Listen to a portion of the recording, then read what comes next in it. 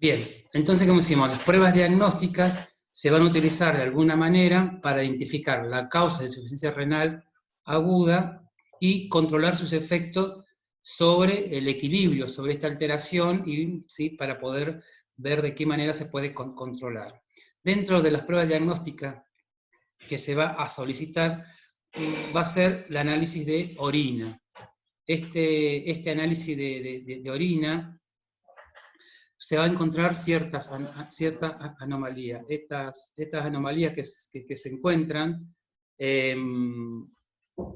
pueden ser una densidad de la orina que va a estar modificada. ¿Por qué? Porque los túbulos renales son incapaces de concentrar el filtrado. Por lo tanto, ¿sí? Va a haber una densidad de orina fija de 1010. Después puede haber presencia de proteínas que no debe haber en orina, por lo tanto podemos encontrar en la orina proteinuria, en la cual me va a indicar de alguna manera que hay un daño glomerular. Otras pruebas diagnósticas que se van a tener en cuenta son la creatinina sérica y la urea plasmática. Estas dos pruebas diagnósticas de alguna manera me van a evaluar la función renal. En una insuficiencia renal aguda, la creatinina va a estar aumentada, generalmente por encima de 1,3 miligramos por decilitro, que en las primeras 24 a 48 horas en que se inicia el cuadro. Y la urea va a estar por encima de 25 miligramos también por decilitro. Tanto las concentraciones de creatinina como de urea suelen aumentarse más lentamente cuando se mantiene la diuresis. A veces en una insuficiencia renal aguda, la diuresis se mantiene, hay un desencadenante de la insuficiencia renal aguda, pero al mantenerse la diuresis, la creatinina y la urea van a ir aumentando muy gradualmente para indicar de alguna manera que hay una alteración del funcionamiento renal. Otra prueba diagnóstica que también van a pedir son los electrolitos séricos, que se miden para evaluar la situación hidroelectrolítica. Esta insuficiencia renal aguda a veces puede generar que haya en una primera instancia un aumento, sobre todo de potasio, en la cual también se debe controlar y se debe tener en cuenta para poder corregir esta alteración. Como también vamos a encontrar un sodio bastante diluido por el exceso de agua, por lo tanto vamos a estar ante una presencia de una hiponatremia. Entonces, teniendo en cuenta estas pruebas diagnósticas, también se puede trabajar y se puede corregir estas alteraciones. Como también puede haber presencia de una alteración del estado ácido-base por una acidosis metabólica, una acidosis porque hay un aumento de los desechos nitrogenados, hay un aumento de hidrogeniones que no se pueden eliminar porque hay una alteración de la eliminación de la filtración, ¿sí? Para que se puedan eliminar. Por lo tanto, se va a pedir gasometría arterial para indicar cómo se encuentra ese estado. Como dijimos, esta incapacidad del riñón de eliminar desechos y iones de hidrógeno va a generar estos cambios, ¿sí? A nivel del estado ácido-base. Y también se va a pedir un hematocrito, donde vamos a tener un hematocrito disminuido, va a depender también de la profundidad que tenga la insuficiencia renal aguda, debido a una anemia moderada. ¿Se acuerdan que yo le decía que va a generar esto, la eritroproyectina, no va a excretar, por lo tanto, porque el riñón no va a generar eritroproyectina, en lo cual se va a ver afectado la generación de glóbulos rojos. Por lo tanto, esta producción, al ver afectada, también va a implicar en la absorción de hierro y ácido fólico, que va a estar disminuida, por lo tanto, todo eso va a llevar también a un aumento de la anemia. Entonces, todas estas pruebas, de alguna manera, van a identificar si está cursando este paciente una insuficiencia renal aguda. El objetivo, ya cuando se tiene diagnosticado con pruebas diagnósticas que permitan de alguna manera justificar y constatar que el paciente está cursando una insuficiencia renal aguda, se comienza a ver qué tipo de tratamiento debe recibir este paciente. El objetivo principal que tiene el tratamiento farmacológico de insuficiencia renal aguda es restablecer y mantener la perfusión renal, como así también eliminar los medicamentos que son nefrotóxicos. O sea, si uno tiene en cuenta que todo el tratamiento va a estar de alguna manera enfocado a restablecer y mantener esa perfusión renal y a eliminar todo tipo de medicamentos que son nefrotóxicos, que si bien el desencadenante serían los medicamentos, para restaurar o restablecer de alguna manera la eliminación.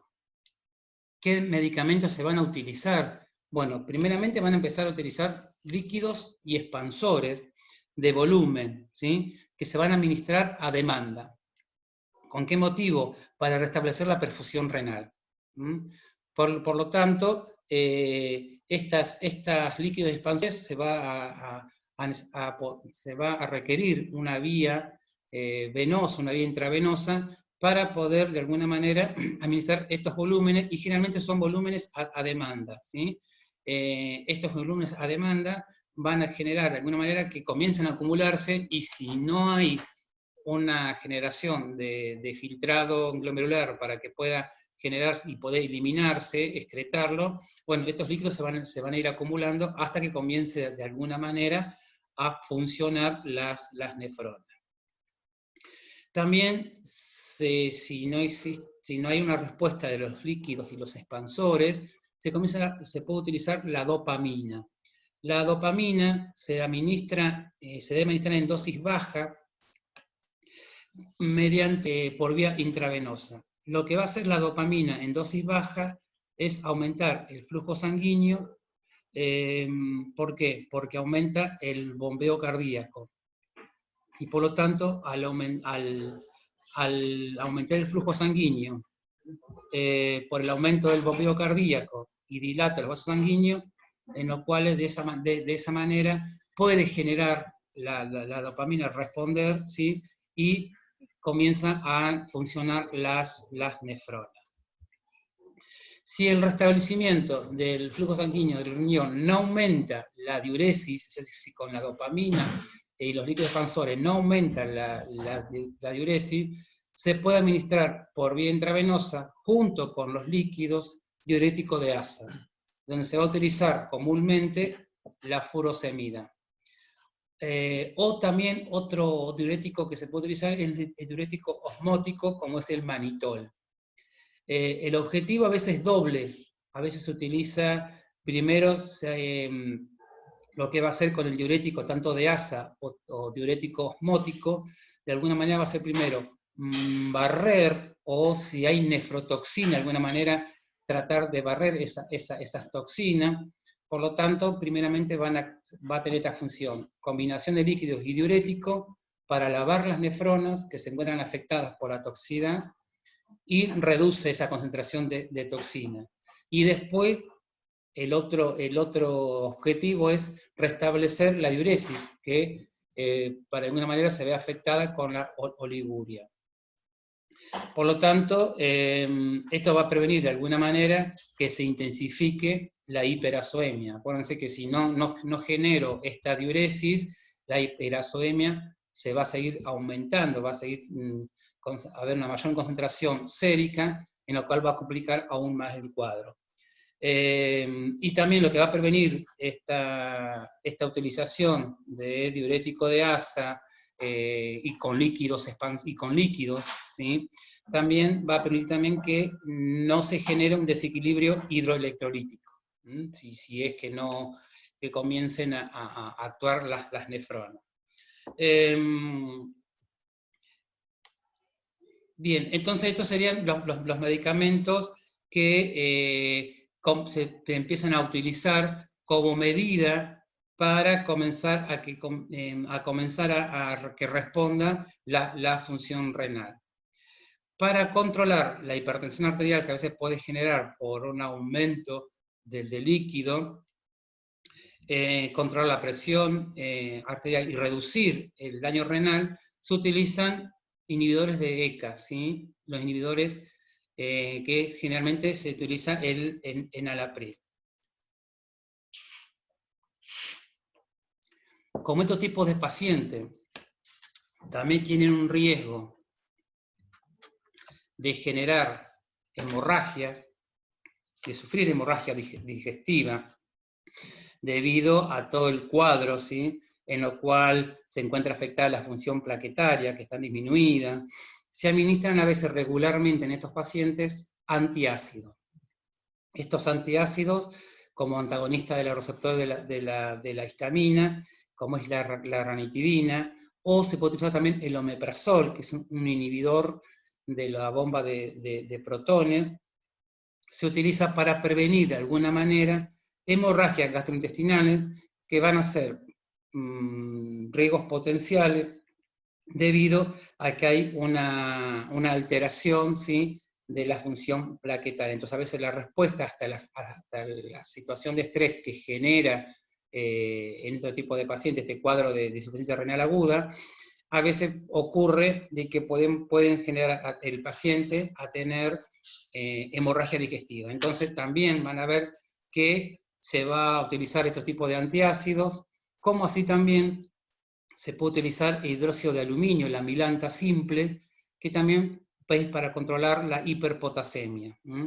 Esto se une a los fosfatos en el tracto digestivo y así se elimina con las S. Acuérdense que también vamos a tener un potasio elevado, por lo tanto también se utiliza este tipo de antiácido como es el hidróxido de aluminio para controlar la hiperpotasemia. Estos son, ¿sí?, medicamentos que se tienen en cuenta para contrarrestar, ¿sí? El objetivo es contrarrestar y equilibrar y que comience a funcionar las nefronas. Vamos a ver ahora un poquito de los cuidados. Ahí está. Bien. Bien, los cuidados de enfermería tienen una importancia importante, o sea, tiene una participación, importante, porque en el paciente con insuficiencia renal aguda hay que vigilar sus complicaciones, y a veces las complicaciones hacen de que el paciente se encuentre en un estado de urgencia.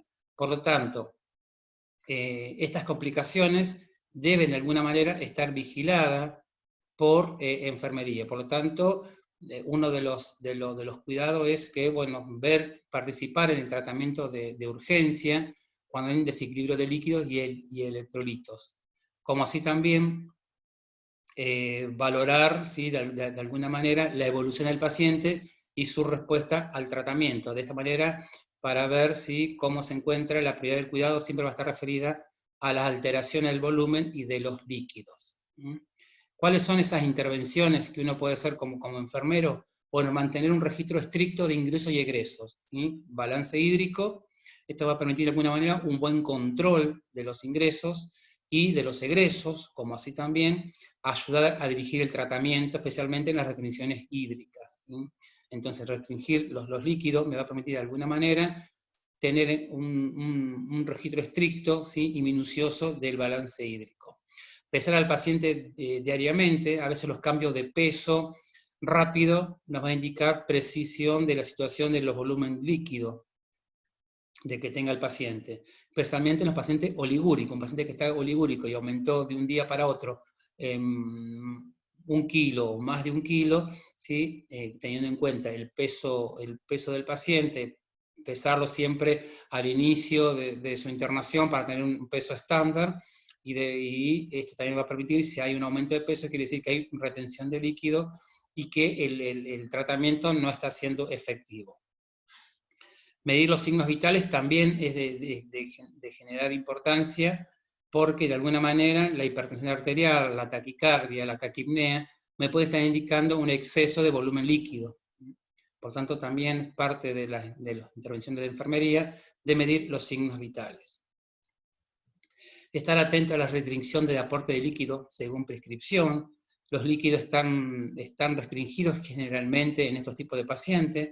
¿Por qué? Para minimizar la retención de líquido y las complicaciones de su exceso de volumen. Estos pacientes hasta que no recupere su función renal, los líquidos van a estar muy restringidos. Bueno, solicitar asesoramiento dietético en este paciente cuando ya se encuentran en su periodo de recuperación. Las dietas deben ser bajas en proteína, en sal y potasio. Acuérdense que se encuentran todos estos contenidos, ¿sí? Las proteínas, la sal y los potasios, si no hay un buen funcionamiento no es lo más adecuado que se encuentren dentro de sus dietas. Y siempre tiene que estar alerta a manifestaciones que presente el paciente. A veces puede presentar manifestaciones como irritabilidad, arritmias cardíacas, náuseas, dolor cólico, cólico abdominal, ¿sí? En la cual nos puede estar indicando unos cambios, ¿sí? Dentro del cambios electrolíticos, ¿sí? Entonces, puede pasar que estemos con un paciente que estamos con una hiperpotasemia o con una hipopotasemia o que esté deshidratado.